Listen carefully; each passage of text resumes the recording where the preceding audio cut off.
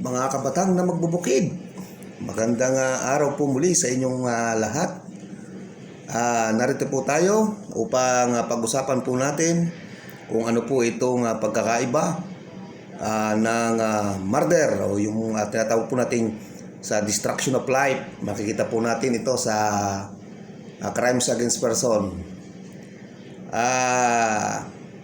Ano po ba, kasi marami po nga nagtatanong sa akin kung ano po ba daw yung pagkakaiba ng murder at saka po ng homicide.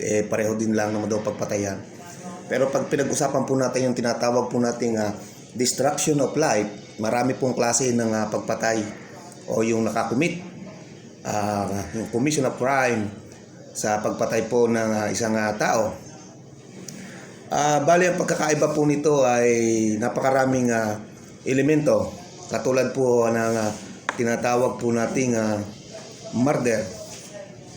Sa Tagalog po ay yung pagpatay ng isang tao sa kanyang kapwa-tao ng may mga elemento na tinatawag po natin. At sa hindi po papasok ito dapat sa tinatawag po nating Article 246 o yung pong parricide. Huwag po kayong malilito kasi ito pong parricide ay pagpatay din po ng kapwa-tao na may relasyon, katulad po ng sinasabi ko na any person who shall kill his father, yung kanyang ama, mother, yung kanyang ina, or child, yung anak, whether legitimate or illegitimate, or any of his ascendants, magpatay ng lolo sa apo, apo sa lolo, o sa kanyang asawa, illegally married po yun, shall be guilty of parricide and shall be punished by the penalty of reclusion perpetua to death. Yun po yung hindi po natin pwedeng ibase sa murder at saka po sa homicide. Magkaiba po yun. Pagka po may elemento po nito na may relation po tayo and third civil degree po natin and consanguinity, ay pwede po tayong ma-charge po doon ng parricide. Pero dito tutungo naman po tayo sa murder. Ika nga po, murder sa killing a person with intent to kill. Lagi po yung may intent. Marami pong nalilito dyan sa intent to kill. Dahil sabi nila, pag wala daw intent to kill, ay hindi homicide. Hindi po. Parehas po yung may elemento po ng intent to kill. Ito pong ating tinatawag na murder at saka po itong homicide.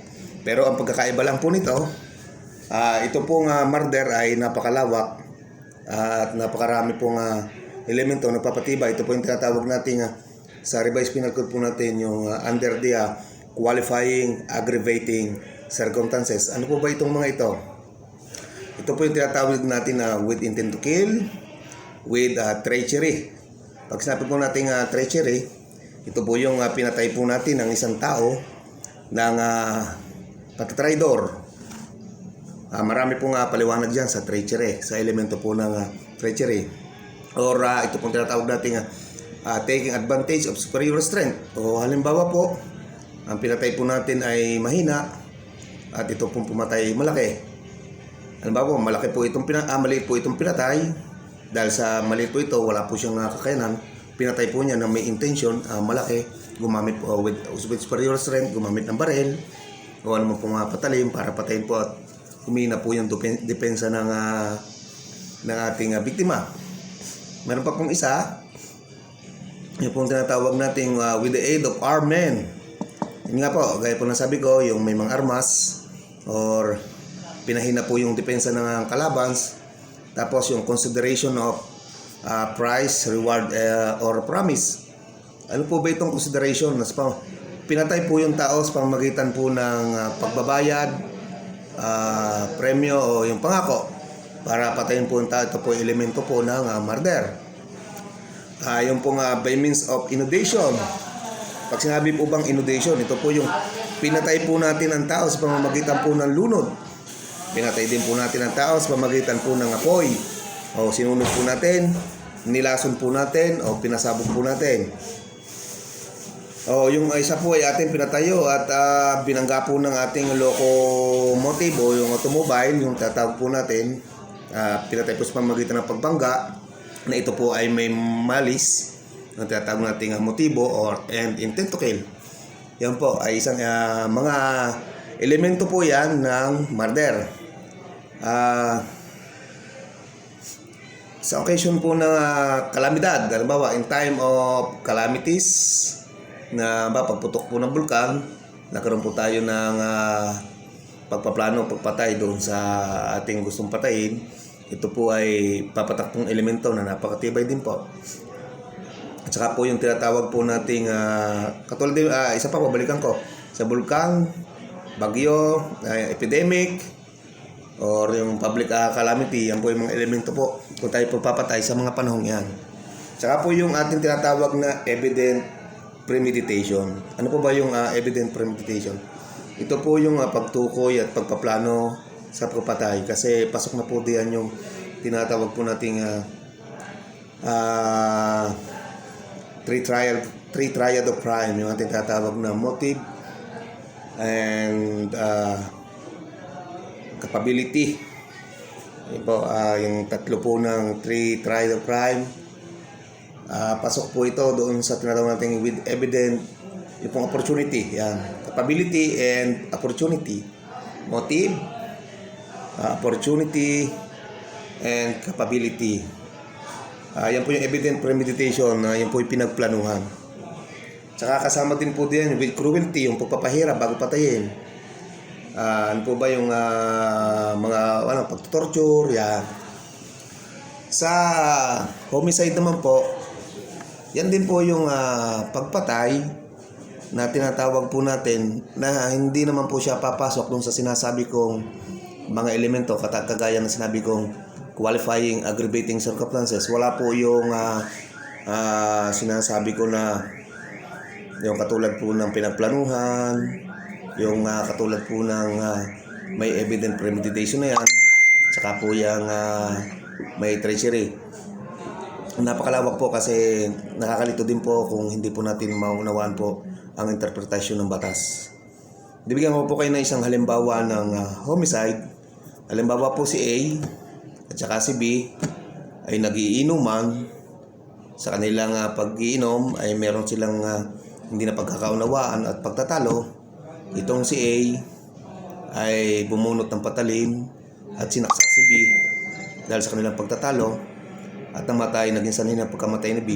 Pwede natin pong distinguish diyan na pwede po natin sabihin na kaso po niya na homicide.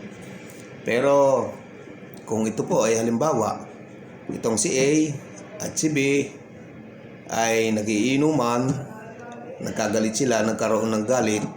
Itong si A, nagkaroon na po ulit siya ng motibo dahil may galit siya. Nagkaroon siya ng intensyon para patayin ito. Ang ginawa niya, siya ay umuwi. Nagpalipas siya ng ilang araw. Pinagplanuhan niyang patayin itong si B. Inabangan niya, binaril niya o sinaksak niya ng patalikod. Yan po na ang ating tinatawag na treachery. Pinagplanuhan niya po ito ng mabuti. Yan po ay talagang siya may galit. Kaya papatak po yun sa murder. Mga kabatang na magbukid. Tinatanong, paano po kung sa sunog o sa apoy pinatay? Meron po tayong pinag-uusapan dyan sa elemento ng sunog. Ito po, halimbawa, bibigyan ko po kayo ng isang halimbawa. Ito pong si A ay may galit dito kay B at nakita niyang tulog ngayon itong si B sa loob ng kanyang bahay. At ang ginawa ni A ay sinunog niya itong bahay ni B. Para lang po mapatay niya yung tao, ginamitan niya ho ng fire o pagsunog, sinunog po yung bahay kasama itong si B. Yan po yung elemento na rin po ng pagpatay. Kung yun po yung kanyang intensyon, na may galit siya, yung motibo niya, yung intensyon, kailangan mapatunayan po natin na kaya niya pinatay iyon, ay may sa pamamagitan ng sunog ay siya ay galit doon at may intent to kill na siya. Pero yung pagpatay sa pamamagitan ng sunog, yan po ay pagpatay. Yan po ay murder. Yung halimbawa na po, isa pa pong halimbawa, itong si B ay natutulog. Dumating itong si A, hindi namamalaya na B dahil siya nga po ay tulog. Kumuha po siya ng patalim at siya po ay pinagsasaksak o binaril na walang kalam-alam itong si B. Yan po elemento rin ng murder. Kasi pinagplanuhan niya ito, inabangan niya siyang tulog. Kaya yan ay meron tinatawag po natin with evident premeditation, tapos pinasukan pa po ng with treachery. Kaya nga ay pinagplanuhan at patayin. Yan po yung pagkakaiba po ng murder at homicide. Huwag po kayong malilito mga kabatang na magbubukid. Sa aking paliwanag po na ito, bilang isang experience ko rin po sa pag-iimbestiga po natin, na ito po murder at homicide kasama po yan sa destruction of life.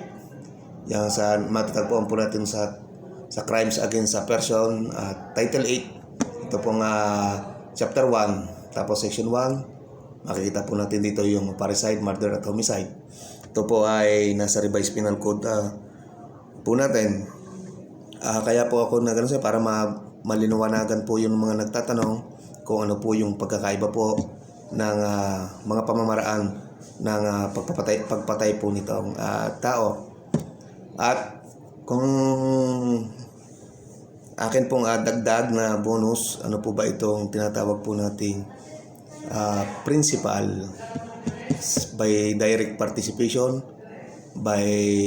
principal by inducement, at saka principal by, kasi marami po yung principal na tinatawag natin sa pag-commit ng isang crime. Hindi lang po ito sa pagpatay o sa marami pa pong klase ng krimen.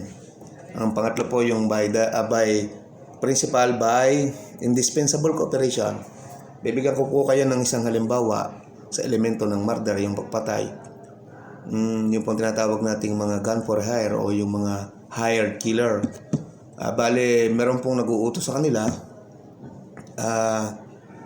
Pangangakuan po, babayaran kita ng pera, patayin mo lang itong isang tao, at yan ay mababayaran kita sa halaga. Yan yung po yung price o reward na tinatawag.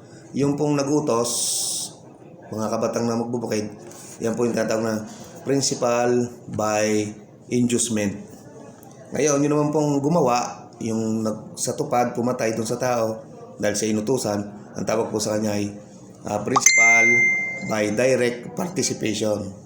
Ngayon naman, doon sa principal by indispensable cooperation, ito naman po ay yung may kinalaman sa patayan, na tinulungan mo yung principal by direct participation. Na halimbawa,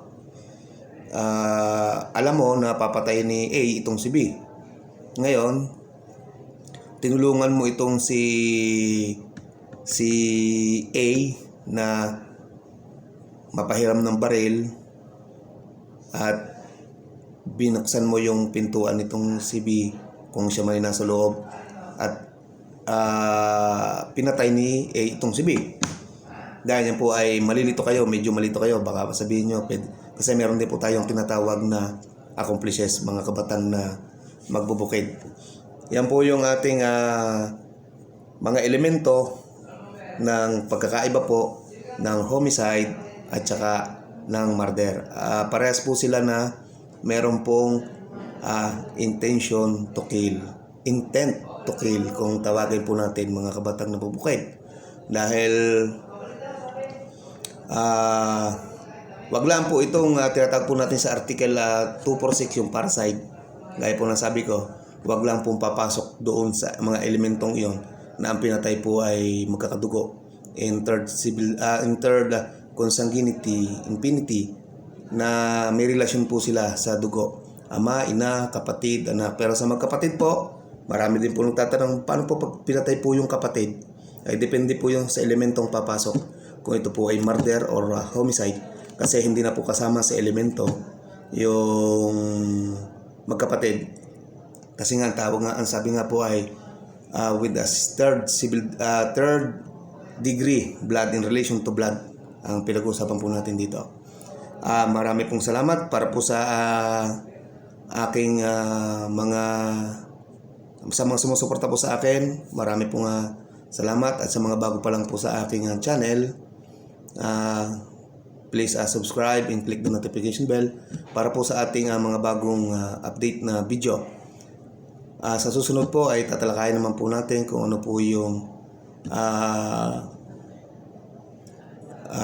napapaloob po tungkol dito sa kabuuan po ng tinatawag po nating crimes against person. Ito po ay kaunting bahagi lang po para sa inyo mga kabatang nabubukid.